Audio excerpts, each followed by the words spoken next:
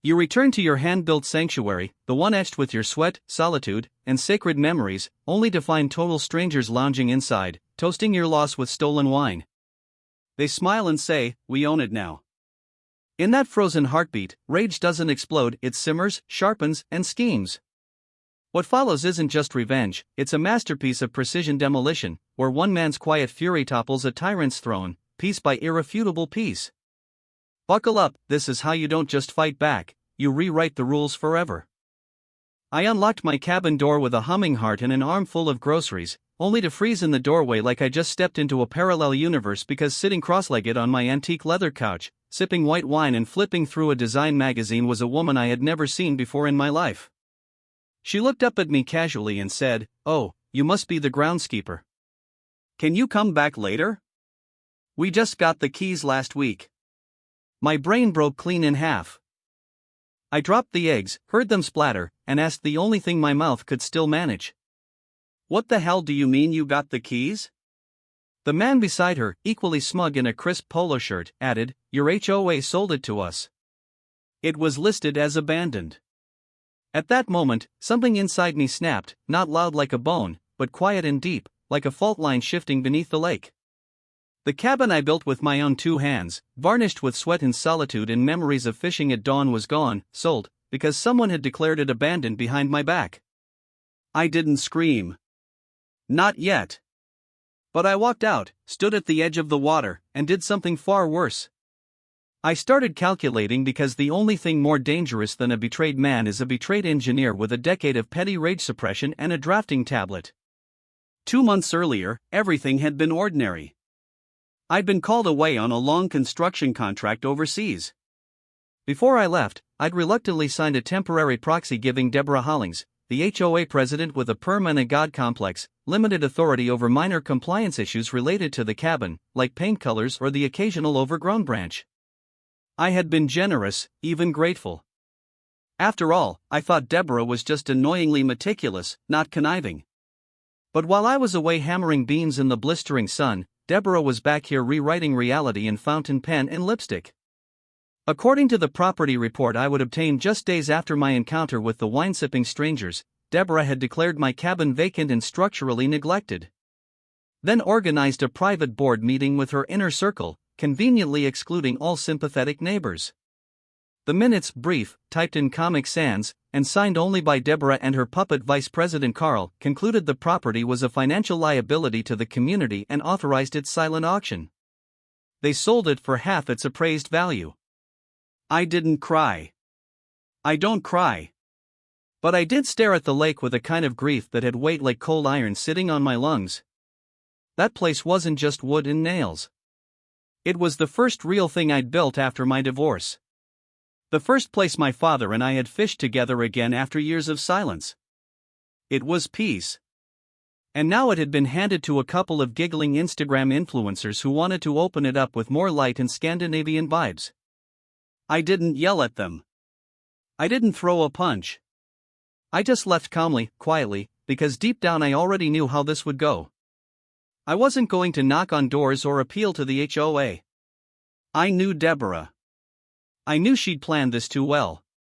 But I also knew that plans like hers, one soaked in arrogance and sealed with backroom whispers, always had a seam, a crack, a little spot where a well-placed crowbar of logic and petty legalism could split the whole thing wide open. 3 days later, I sat across from Midge. She ran a legal document consulting service from a converted taco truck in town, and she had the one thing I needed more than anything else. No respect for HOA nonsense. She scanned the HOA sale paperwork with a practiced eye, muttering things like amateur hour, and she really used Comic Sans before sitting back and tapping a pen against her chin. The sale was technically legal, she said, but the timing of the board vote overlaps with a known conflict of interest case from 2019. If you had a good lawyer, you might claw it back, but you'd spend years and 5 figures fighting. Want the cheaper route? I leaned in. She smirked. Buy something they love, something they think is untouchable, then make them watch you lock the doors. And just like that, I had a plan. Deborah had one blind spot: pride. She loved power, visibility, and most of all, the HOA office. It was a squat, ugly little brick building just past the roundabout, decorated like a dentist's waiting room, and completely unnecessary in the digital age, but it was hers. She hosted monthly meetings there where she wore matching blazers and drank lemon water like she was at a UN summit. She bragged about it in every community newsletter. What Deborah didn't know was that the building had been purchased years ago under a short-term loan agreement with a local lender, a loan that had quietly defaulted thanks to Carl forgetting to send in the renewal check during a digital detox weekend. The bank had reclaimed the title and was planning a quiet auction to clear the space before the next quarter. I found this out via a contact at the assessor's office. And then I found out something better. The land the office sat on had never been properly subdivided, which meant there were slices of buffer zones the HOA thought it owned, but didn't. One of those slices happened to run along the row of parking spots where Deborah and her executive committee always parked their luxury sedans. I bought the office building for pennies before sunrise one Tuesday, signed the deed in person, and changed the locks that same hour. By noon, Deborah arrived in her signature teal pantsuit, marched up the walkway holding a clipboard and yanked at the door. Locked, she frowned. Then she tried again. I watched from across the street with a smoothie in hand as she pulled out her phone and began dialing furiously. The neon sign taped to the door read, "New management, facility closed due to poor leadership," and worse fonts. She read it, face turning blotchy. She spotted me and stormed across the road. "Lucas, what is this?" I sipped my smoothie. "Well, Deborah, it appears your HOA forgot to pay its bills." She hissed. "This is illegal. I'm calling the sheriff." I handed her a manila envelope with the purchase agreement and walked away. That was the second time she called the cops on me. The first was when I started fencing her car in, but that's a story for another chapter. The best part was still to come. You see, it's not enough to win. Not when someone takes something sacred from you. No real justice, real satisfaction comes when you replace what was taken with something they can never reclaim. I didn't want the cabin back anymore. I wanted her world to collapse piece by piece. And in that moment, standing in the shade of the building she used to rule from, I realized something beautiful. All I had to do was play her game a little better than she did and maybe throw in a little barbed wire along the way. The morning after locking Deborah out of her beloved HOA office, I stood barefoot on the deck of my borrowed camper van, sipping black coffee as the mountain air whipped around me with a crisp defiance that matched my mood. I hadn't slept much. Too many tabs open in my brain and all of them pulsing with vengeance. Mitch had given me a starter road map, but it was up to me to plot the detours and turns that would land me squarely in Deborah's path like a bureaucratic avalanche. I wasn't interested in one loud retaliation. I wanted a sequence of pressure points so meticulous that she wouldn't know which hit undid her. That's the thing about HOA tyrants. They don't fear force. They fear exposure, logic, and outmaneuvering. They fear someone playing their own paper game better than they do. I knew I couldn't undo the cabin sale directly, but I could trace the rot and tug until the whole structure caved in. So, I spent the next few days neck-deep in property records, HOA bylaws, parcel maps, and public records requests. It turns out when you have no kids, no pets, and no remaining illusions about humanity, you have a lot of free time to ruin someone's kingdom, spreadsheet by spreadsheet. While digging through old public filings, I found gold. The HOA, under Deborah's signature, had filed for an operational loan against their common asset holdings to renovate a playground 3 years ago. That loan was still unpaid, and the records indicated an extension was requested 6 months prior, but the new extension had never been approved by the lender, and a late notice had been issued to a now-defunct mailing address. In short, they had borrowed money they never repaid against property they didn't fully own. One of those properties, the HOA office building, which as I'd already purchased, now gave me legal grounds to access their original lease agreements, zoning permissions, and all community-facing permit applications. I printed them, bound them, and delivered copies to Deborah's front porch inside a flamingo print folder just for flair. She hadn't spoken to me since the lockout.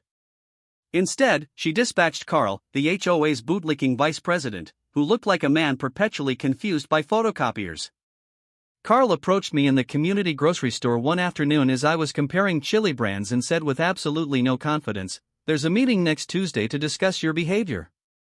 I replied without looking up. If you're referring to legally purchasing an abandoned commercial space and locking it against unauthorized access, then yes, let's discuss it in court. Carl backed away like I was a skunk with a taser. The funniest part wasn't how outmatched they were. It was how unaware they were of their own fragility. Deborah had operated in her HOA ivory tower for so long, she'd started believing her made-up rules were law. But I knew the real law. I knew how to exploit the cracks she didn't even realize she left behind. Midge kept feeding me breadcrumbs, too. One day, she called and said, "You're going to love this." Turns out the land behind the HOA office was miszoned in 2004 due to a clerical error. It's not commercial. It's unclassified, which means the HOA can't use it for meetings without a public hearing and permit reissue. You're the landowner. You can request a cease and desist. I laughed so hard I choked on my coffee. The idea of Deborah having to hold her next HOA meeting in a Starbucks was almost too poetic to be real, so I filed the paperwork, sent it certified mail, and copied every board member. 3 of them resigned within a week. Apparently, HOA drama wasn't worth sacrificing their weekends and reputations. Carl stayed, of course. Mostly because Carl didn't understand any of it. Meanwhile, I started laying the groundwork for the next phase. You see, Deborah parked her Lexus every day in a small gravel strip adjacent to the office. That strip, previously assumed to be HOA land, was in fact a neglected parcel that had been excluded from the original lot subdivision. Nobody had claimed it for years because it was considered too narrow to be usable. But to a man with revenge in his heart and a measuring tape in his hand, it was perfect. I contacted the county, filed a microlot acquisition request, and purchased it under a holding company I named Petty Solutions LLC. The paperwork took 48 hours, and just like that, Deborah's favorite parking spot became mine. Not long after, I waited until nightfall, strolled down with fence posts, wire mesh, and solar-powered lights, and began erecting a proper perimeter. I even added a motion sensor that played the sound of a wolf growling when triggered. The next morning, Deborah screamed so loudly when she saw her Lexus boxed in the neighbor's dog cried. She tried climbing the fence in heels, got caught on the top wire, and had to be helped down by a delivery driver who filmed the entire thing. That video was later uploaded to a local neighborhood page under the caption, "Queen Karen tries to escape her throne." That afternoon, I anticipated the inevitable call. And sure enough, she rang 911. What she didn't anticipate was me already having a copy of the property deed, surveyor certification, and a statement from the county office. When the responding officer arrived and started asking questions, I greeted him with coffee and a folder labeled "Everything you will need to ignore this call." He read the documents, nodded, and gently told Deborah, "Ma'am, it appears your car is on private property." Her mouth opened, but nothing came out. Not even her usual legal gibberish. The officer added, "You may want to consider moving it with the landowner's permission." She glared at me. I smiled and said, "You can leave it. It's safe in there. Think of it as secure parking. First week's free." The officer snorted. Deborah turned red, muttered something about retaliation, and marched away. That's when I knew I'd broken something deeper than pride. I'd shattered the illusion that she couldn't be touched. While Deborah scrambled for a response, I attended the next HOA meeting as a silent observer.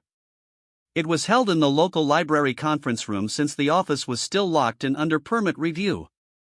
Carl struggled to keep the agenda organized. Residents asked why the dues had been raised without proper notice, why the landscaping budget didn't match the receipts, and why nobody could explain where the storm drain funds went. Deborah tried to explain, but her voice kept cracking. I sat quietly in the back, taking notes and smiling like a proud parent at a school recital.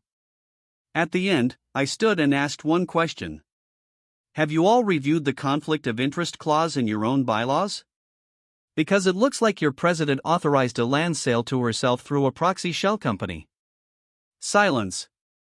Someone gasped. Carl looked like he was going to vomit. Deborah stammered, denied, deflected, but the damage was done. I handed a printout of the proxy signature comparison to a neighbor and walked out before the explosion started. The sun hadn't yet stretched fully across the lake when I slid the last bolt into place and stepped back to admire the small fortress I'd built around Deborah's Lexus. It wasn't just a fence anymore. It was art. 12 feet of cedar posts reinforced with galvanized steel mesh capped with a modest strand of anti-wildlife wire that conveniently discouraged climbing but didn't technically violate any local ordinances. A solar-powered spotlight flicked on as the early light triggered its sensor, casting dramatic shadows over the trapped vehicle like it was part of a crime scene reconstruction. And in a way, it was the scene of a long, slow, perfectly legal revenge. I took a photo from 3 different angles and sent them to Midge with the caption, "Queen secured in her castle." She responded instantly with a string of laughing emojis and a thumbs up. Somewhere across town, Deborah was still asleep in her Lakeside McMansion, blissfully unaware that her chariot had just become my most entertaining trophy. The scream came at 7:14 a.m. sharp, echoing across the hills like a foghorn wrapped in shrill panic. I didn't even have to look. I knew. I was seated calmly on my porch swing, sipping black tea with a touch of mint, when the inevitable pounding on my front door began. I waited until the 3rd round before answering, finding Deborah there with wild hair, mismatched shoes, and a fury that looked like it had aged her 10 years overnight. She jabbed a trembling finger toward the direction of the fence. "What the hell is that, Lucas?" I leaned in, voice syrupy sweet. "That is a protective structure around my property. It just happens to include your car." She nearly choked on her own breath. "You're insane. You can't just trap someone's vehicle." I tilted my head thoughtfully. "Well, I believe the law says you can't trespass or park on someone else's private parcel. Your car crossed the line, literally, and now it's in timeout." She threatened to call the police again. I encouraged her to do so, even offered to wait with her and provide refreshments for the responding officers. She left, nearly tripping on her way down my step. By the time the cops arrived, same officer as before, Officer Ramirez, she was already waiting beside the fence, arms crossed, face like thunderclouds. I met them with paperwork in hand, including the updated survey map, parcel ID, and notarized ownership documents for the narrow strip now imprisoning her luxury vehicle. Ramirez looked through it all, sighing deeply before turning to Deborah. "Ma'am, he's within his rights. You parked on his land." She started in with one of her rants about common access and HOA precedent, but Ramirez cut her off. "This isn't HOA land anymore. He bought it fair and square." Then, almost too casually, he added, "You may want to consider apologizing if you want to resolve this amicably." That last word hit her like a slap. Deborah didn't do amicable. She did declarations, ultimatums, and passive-aggressive memos printed in floral font. She turned to me and hissed through clenched teeth. "What do you want?" I smiled and replied, "I want you to attend the next HOA meeting as a guest." "Not as president." She gasped. "You can't remove me. I was elected." I stepped closer. Elected under false pretenses with falsified proxies while concealing financial mismanagement and zoning violations. If you think no one else noticed, you're wrong. Your empire is rotting, Deborah. I'm just peeling back the drywall. Over the next few days, the fence saga became local legend. Neighborhood gossip groups exploded with photos, memes, and speculation. Someone dubbed it the car prison, while another dubbed my fence the Lexus box. An artist down the road painted a cartoon version of Deborah's car crying inside a wooden prison. It sold at the community fair within an hour. Meanwhile, I focused on my next maneuver. It wasn't enough to fence her in or humiliate her. I wanted to expose every mechanism she had used to manipulate the community. That meant diving into HOA expenditures, contractor reports, vendor payments, and landscaping invoices. What I found made even me pause. Deborah had been redirecting minor fees into shell vendors. Small maintenance contracts that looped back to services operated by distant cousins, old friends, or in some cases herself under alias LLCs.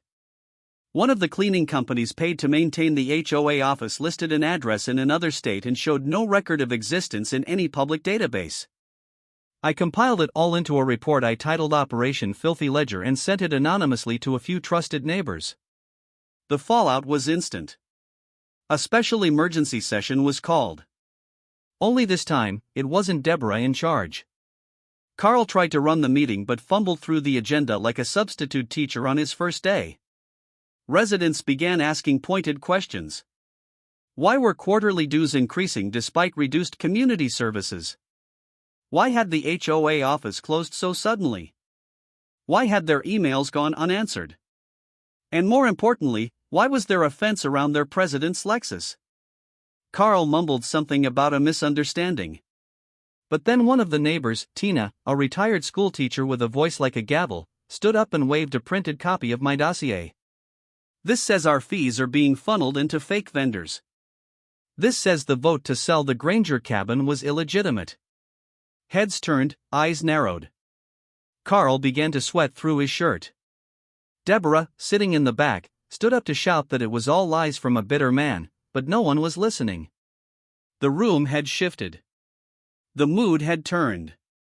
For the first time in a long while, the community saw her not as a protector of order, but as the architect of quiet chaos. After the meeting, Carl knocked on my door. He looked like a man who had just escaped a shipwreck, pale and blinking. "Lucas," he said.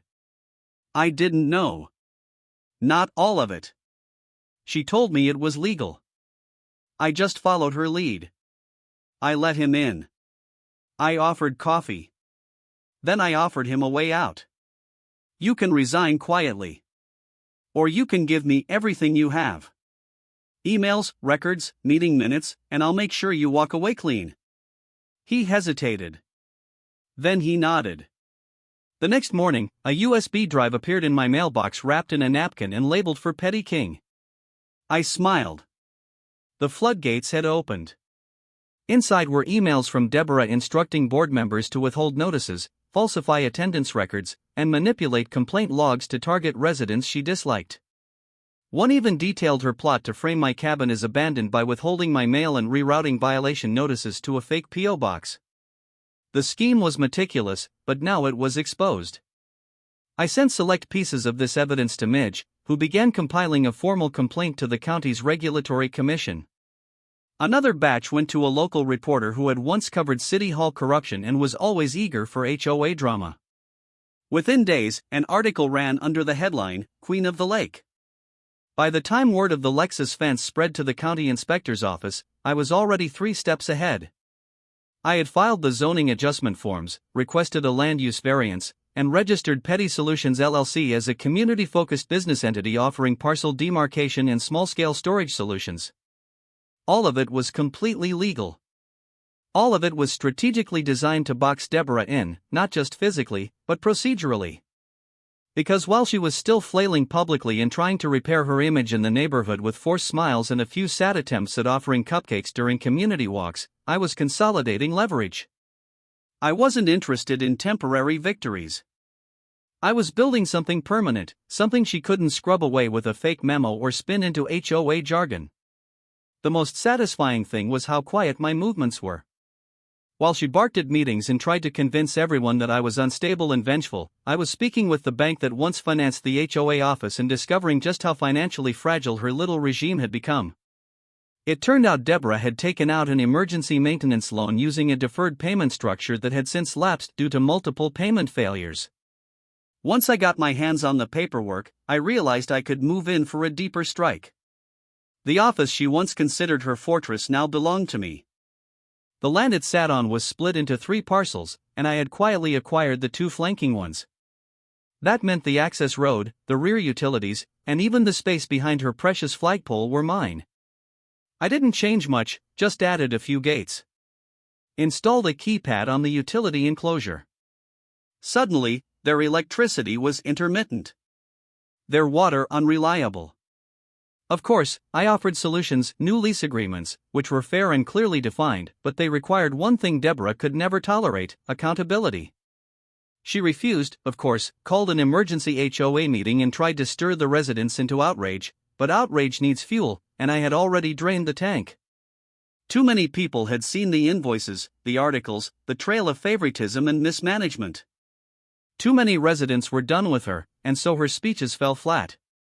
Her once terrified supporters now exchanged glances, shifted uncomfortably, and pretended to check their phones. Power doesn't disappear all at once.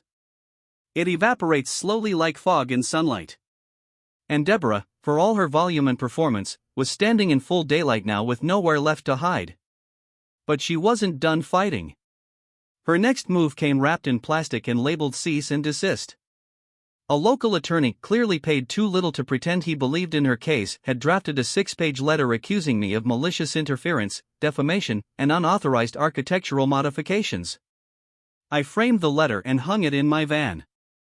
Then I drafted my response packed with references to state statutes, property code exemptions, and a personal favorite, her own signed HOA ordinance that made my parcel fencing fully compliant under the updated guidelines she had introduced just last year. I CC'd every board member, the county clerk, and Midge, who laughed so hard she spilled Thai tea on her keyboard. Deborah didn't respond directly, but a few nights later, someone cut the motion sensor on my fence. I knew it wasn't a coincidence. I replaced it with a solar floodlight and a 24-hour webcam that live-streamed to a private link I shared with the entire neighborhood under the ironic title Fence Watch. Day 19 of Lexus capture. Comments flooded in. People loved it. One resident even started hosting popcorn nights on her porch to watch Deborah's increasingly desperate attempts to peer through the fence with a flashlight.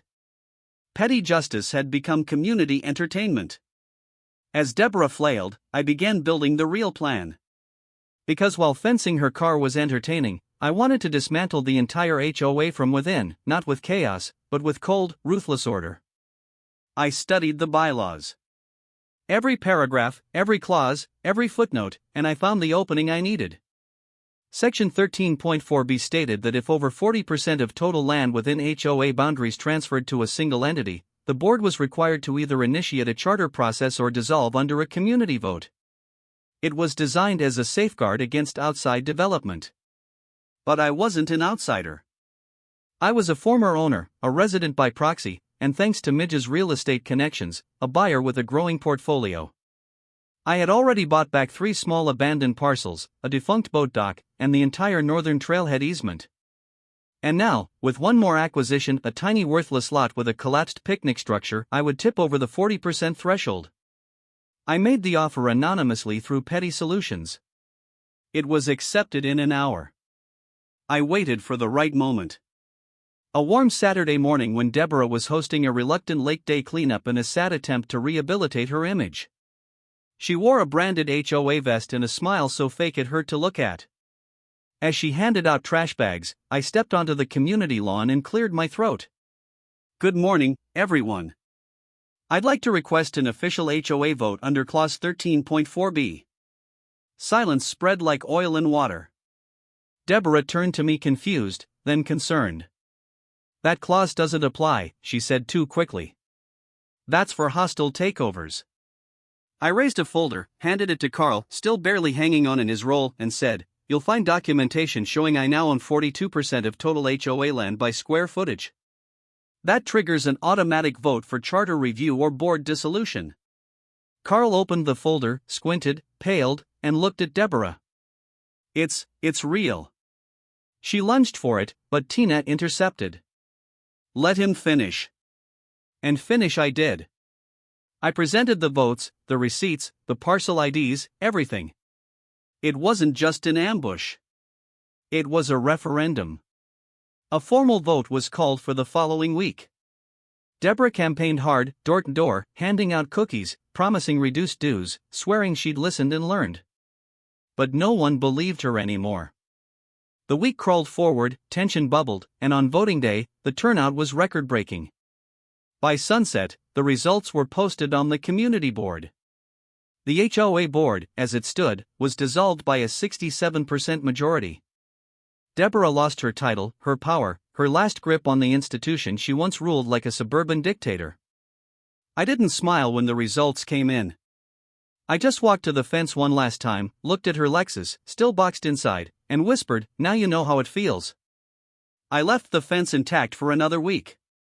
Then I opened the gate, placed a single sunflower on the hood, and walked away. Because the war was never just about the cabin.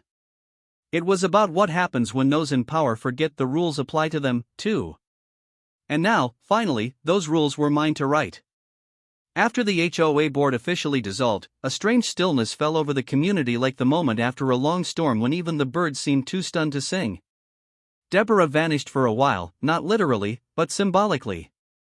Her daily morning walks stopped. The passive-aggressive community bulletin posts ceased. And for the first time in years, the mailbox bulletin board didn't have a typed-out HOA update in laminated sleeves with underlined phrases and red arrows pointing at non-compliance infractions. The lake was quiet, the neighborhood relaxed, and the air felt lighter somehow, like every house had let out a collective breath. But I wasn't done. Not because I needed more revenge, but because unfinished rot, even after the structure falls, can return if you don't clean the foundation. And Deborah's empire hadn't just abused its power. It had drained community funds, redirected resources, and manipulated records in ways that went far beyond personal grudges. So I began the slow, deliberate excavation of every transaction, every paper trail, every forgotten receipt hiding in the shadows of her once pristine administration. With Midge's help and Carl's quiet cooperation, I requested financial audits for the past 5 years. What returned shocked even me. It wasn't just shady. It was orchestrated. There were repeated reimbursements issued to shell contractors for non-existent landscaping work, 2 cleaning services charging on the same day for the same location, and a maintenance vendor who had billed the HOA $12,000 for quarterly sewer inspections despite the neighborhood being on septic. My favorite was a community morale consulting firm registered to an address that turned out to be the shed behind Deborah's house. Each time I uncovered something new, I documented it, cross-referenced it, and archived it in a file labeled with a single word: truth. It wasn't about takedowns anymore. It was about transparency, about making sure no future board, no future Deborah could ever weaponize rules against the very people they claimed to serve. And while I worked in silence, word began to spread. One by one, neighbors began visiting me. Some brought cookies. Others brought old emails, fines they'd been charged without evidence, letters Deborah had sent threatening code enforcement over minor issues like mailbox paint or a hammock hanging from the wrong kind of tree. One elderly couple gave me a worn manila envelope filled with handwritten notes from meetings they were told not to attend. They whispered like people unburdening decades of guilt. I listened to every word. Soon, the evidence had grown so extensive that I could no longer pretend this was about one bad leader. It was systemic, enabled, supported, overlooked. So, I called it community meeting, not an HOA meeting, just an informal gathering on the open field near the lake, where we set up folding chairs and passed out lemonade. I stood in front of the group, held up the file labeled truth, and told them everything. No embellishment, no theatrics, just facts, dates, names, numbers, and paper trails. When I finished, no one clapped, no one cheered.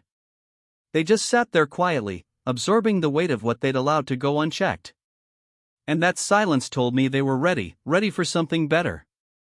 Not just the absence of tyranny, but the presence of fairness, of accountability, of actual community. So, I proposed something new. A rotating resident council, transparent budgeting, public access to all records, volunteer-only committees with no paid positions, no dues without receipt, no rules without review, no leadership without limit.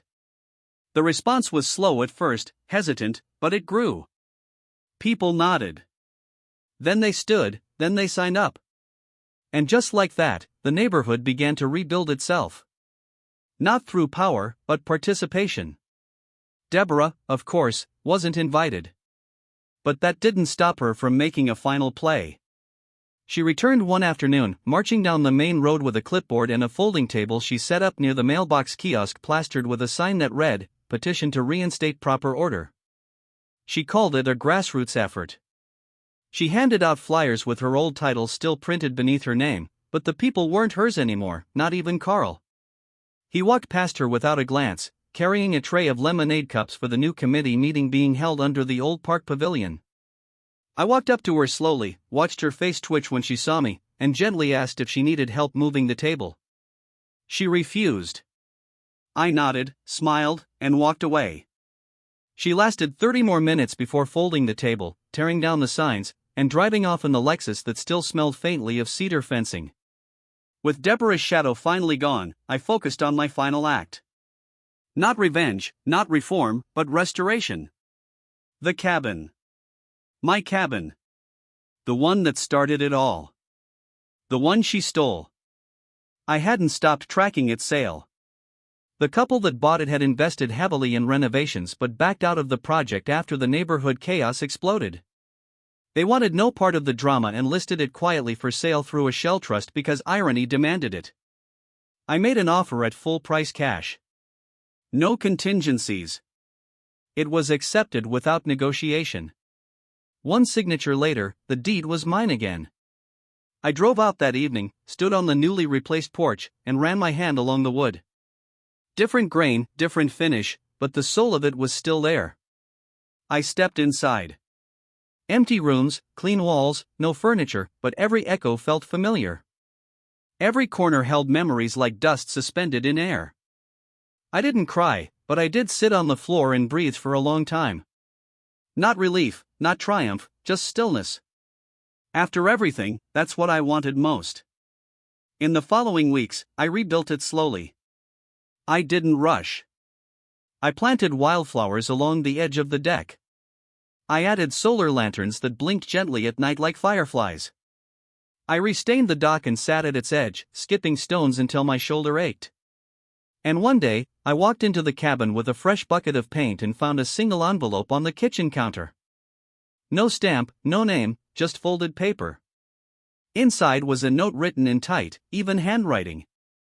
It said, I shouldn't have done it. I knew it was wrong, but I wanted to win. You didn't deserve what I did. I hope you build something beautiful here again. No signature, but I didn't need one. I burned the note that night in the fireplace, not out of anger, but closure. By the time fall rolled in, the lake had calmed, the trees turned to gold, and the neighborhood thrived under its new system. Meetings were held in open spaces. Kids played in the restored park. Seniors planted herbs in the community garden, and I, the so-called bitter man, the mad engineer, the fence builder, became just another neighbor again. Occasionally, someone would ask about the fence, or the Lexus, or the HOA office that was now converted into a free tool library and repair shed. I'd smile, nod, and change the subject. Because stories like these aren't about glory. They're about justice. And justice, when done right, doesn't need a spotlight. It just needs to last. And it did. Because I made sure of it with patience, precision, and the one thing no tyrant ever plans for, someone who knows how to fight quietly, relentlessly, legally, and with just enough flair to make the whole thing unforgettable. Ask ChatGPT. The sky was unnaturally clear the morning the final meeting was called. As if nature itself had decided that no storm, no fog, no distraction would be allowed to steal attention from what was about to unfold. After everything fences, legal letters, anonymous tips, whispered betrayals, and sharp bursts of petty justice, this was the moment it all pointed toward. It wasn't just another meeting. It was a reckoning, not the dramatic kind with fists slamming on tables and voices rising above reason, but the quiet, suffocating kind, the kind where truth walks into the room dressed in documentation, and the walls have no corners left to hide behind. I arrived early, not out of eagerness, but precision. I had a plan, and every piece was in motion. The makeshift meeting space was the community recreation hall now stripped of all HOA branding. No pastel banners, no laminated reminders of dues, just folding chairs, a table with a water jug, and people slowly filing in with the tense murmurs of those who had seen too much to trust silence anymore. I carried with me a thick manila folder and a USB drive tucked inside my coat like an unassuming weapon. Tina met me at the door, gave me a look that said everything we didn't have time to say, and pointed to a chair near the front. I sat, nodded, waited. The others arrived. Residents, former board members, neighbors who had never attended a meeting in years, but now came curious, skeptical, and alert. The energy was taut, stretched, ready to snap. And then she arrived. Deborah, wearing black like it was armor.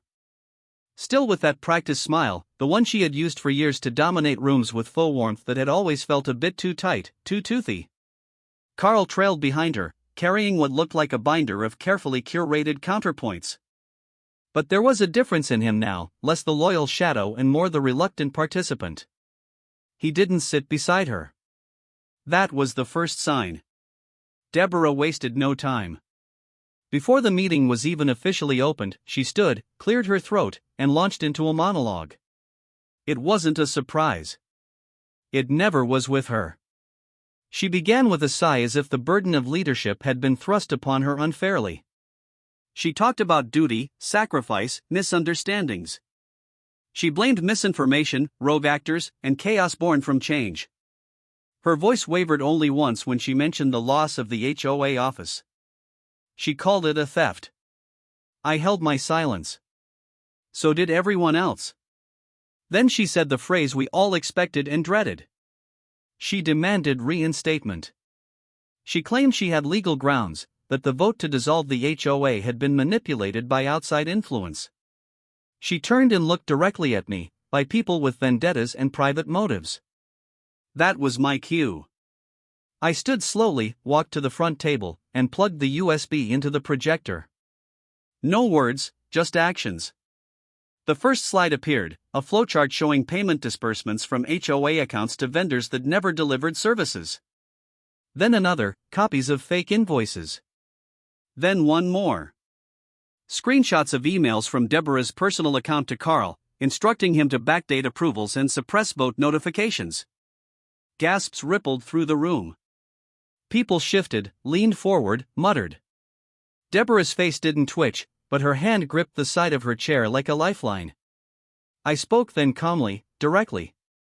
I didn't accuse. I didn't insult. I presented. I walked through the evidence step by step, the double billing, the conflict of interest violations, the illegal land classification she pushed through by manipulating county contacts. I even included a voice recording taken during a phone call Carl had forwarded to Midge in which Deborah said clearly, he won't be back for months. Let's just classify the cabin as abandoned and sort out the paperwork later. That was the last line. When the recording stopped, no one moved. And then Tina stood, not dramatically, just deliberately. She held up a single-page motion. I move, she said, that Deborah Hollings be permanently barred from holding any future leadership position or advisory role within any officially recognized community body in this district, pending the results of the audit now under review by the county. Someone seconded the motion before she even sat down. Hands went up almost unanimous. 2 abstained. Carl voted yes. Deborah stood slowly. And for the first time in all these months, she didn't speak. She didn't argue. She didn't flinch. She simply walked out, not rushed, not furious, just defeated. I didn't watch her go. I stared straight ahead. Not because I didn't care, but because I cared enough not to give her the power of a stare. The room remained silent for a moment longer and then someone clapped. Not loudly, just once, then again, and again, until the room joined in a soft ripple of exhausted applause. Not for me, not for Tina, for the fact that it was finally truly over. The rest of the meeting was procedural. Committee handovers, budget restructuring, community projects prioritized by a show of hands. Carl formally resigned and offered to help with the transition. No one protested. He had earned a quiet exit. I stayed until the end, helped stack chairs, folded up the table, then stepped outside where the sun was already beginning to set behind the trees, throwing long shadows across the grass. Midge was waiting for me by my truck, arms crossed, eyes amused. So, she said, now that you've burned the castle, what are you going to do with the ashes? I smiled, looked back at the hall, and said, I'm going to grow something new. The next day, I began finalizing the paperwork for the HOA office conversion. The community voted to approve my proposal, transforming the structure into a hybrid tool library, workshop space, and emergency supply hub. We broke ground the following week.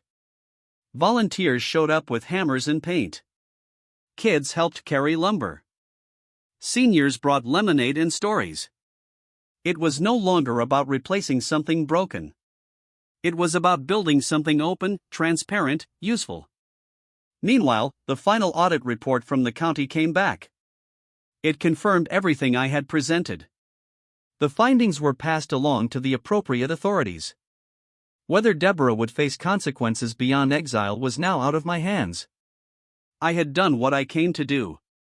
A month later, I stood outside the newly painted building, now renamed the Commons, and watched as a father taught his daughter how to use a power drill for the first time. Inside, a group of teens were sanding wood for a birdhouse competition. The air smelled like sawdust and sunlight. Someone handed me a cup of cider and said, "Thank you." I didn't need it, but it was nice.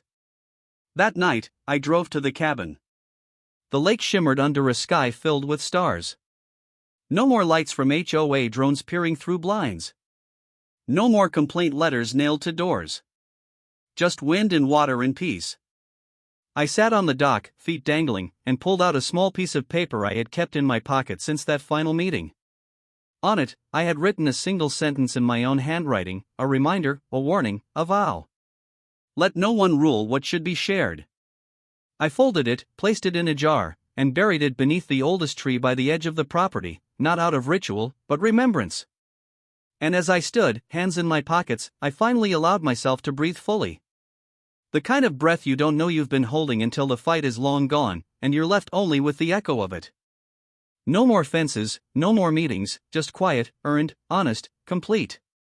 The wind curled softly through the pines the morning I returned to the cabin, not to measure, not to fight, not to fix, but to simply sit. It had been months since the war ended, months since Deborah had disappeared from view, and the neighborhood slipped back into something resembling peace. And still there were reminders everywhere, little echoes of what we'd all come through. The gate to the old HOA office now stood open with a chalkboard outside that read, "Tool Library. Borrow, return, repair, repeat." Children laughed in the distance as they raced down the newly reopened trailhead path, the one I'd reacquired and cleared myself. Each step they took, kicking up dust from ground that had once been shackled by invisible lines of control. The sun warmed the water gently, and I sat on the edge of my dock, boots dangling over the side, the surface below reflecting back a face a little older, maybe a little wearier, but finally calm. The battles, the bureaucracy, the late-night printouts and early morning phone calls, the meetings, the neighbors turning to me for leadership I never asked for. All of it had carved me into someone different. Not harder, just sharper, quieter, grounded. The cabin was different now, too. Not in its frame or layout or structure, but in its soul. When I bought it back under the anonymous trust, there had been no furniture left behind, just echoes. But over time, I'd filled it again, not with the old things that once lived here, but new ones with their own stories waiting to be written. The floors creaked the same way. The front step still dipped slightly to the left, and the scent of pine still hung in the corners, stubborn and familiar. It was mine again, not just by title, but by presence. It belonged to no committee, no board, no clause, just me. And yet, despite the ownership, I knew better now than to ever treat it like a fortress. It was a place to rest, not to hide, a place to open, not to hoard. The real strength of what I had gained wasn't just in getting the cabin back, but in knowing I could lose it and still keep who I was. A knock came on the door mid-morning, gentle but unmistakable. I opened it to find Carl standing there, hands in his pockets, nervous as ever. He looked like a man still unpacking his guilt one box at a time, but he was doing the work. Behind him stood Tina, clipboard in one hand, thermos in the other, smiling with that same unshakable steadiness that had carried so many of us through the worst days. They hadn't come to ask for anything, and I hadn't expected visitors, but I stepped aside and waved them in. We sat at the kitchen table, sunlight pouring through the clean window panes as they told me what I already suspected. The Lakeside Collective was working, not perfectly, not without bumps, but with real heart. New neighbors were stepping up. The garden program had expanded. The repair shed had been used over 100 times already. No dues were enforced anymore. Instead, people contributed what they could. Time, skills, resources. A kind of balance had returned.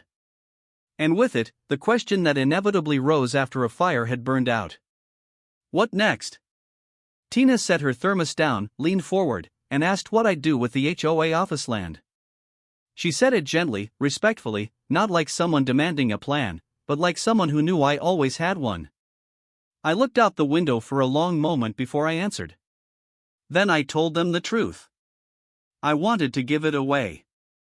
Not sell, not profit, just handed over to the community under the protection of a trust with clear rules and no loopholes. It would belong to everyone.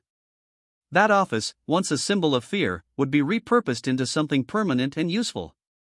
Community storage maybe, or an education center where local kids could learn woodworking or plant biology, or how to use a wrench instead of an iPad. Something real, something that couldn't be hijacked by anyone like Deborah ever again. Carl blinked, stunned. Tina smiled softly like she'd known that's what I would say the entire time.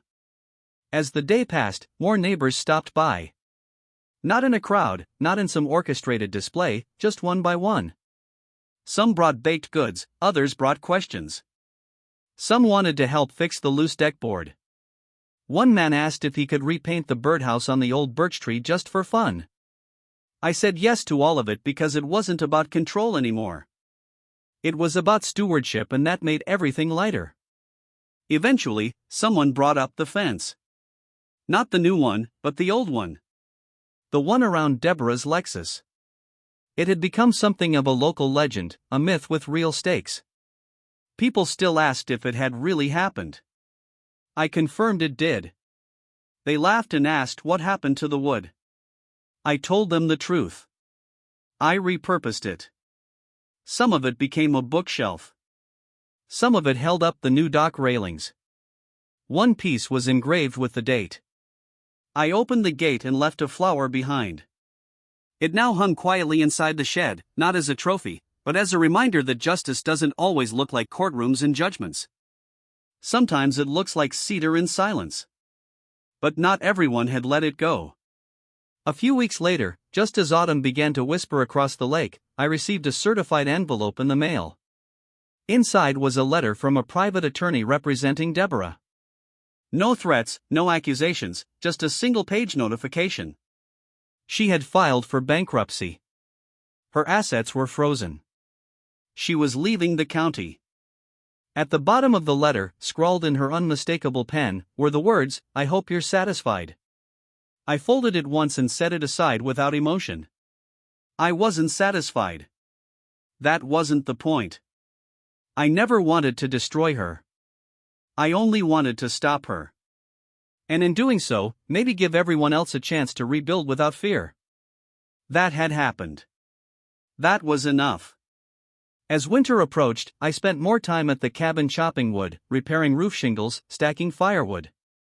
Simple things, quiet things. Occasionally, a car would pass on the road and honk in solidarity, and I'd wave back, sometimes smiling, sometimes just raising a hand. The camera I once installed to catch fence cutters now pointed at the lake, capturing sunrises I uploaded weekly to the community archive. One day, a teenager I barely knew dropped off a sketch of the fence with comic captions drawn all around it. He said it was for a school project on civic leadership. I laughed. Then I framed it.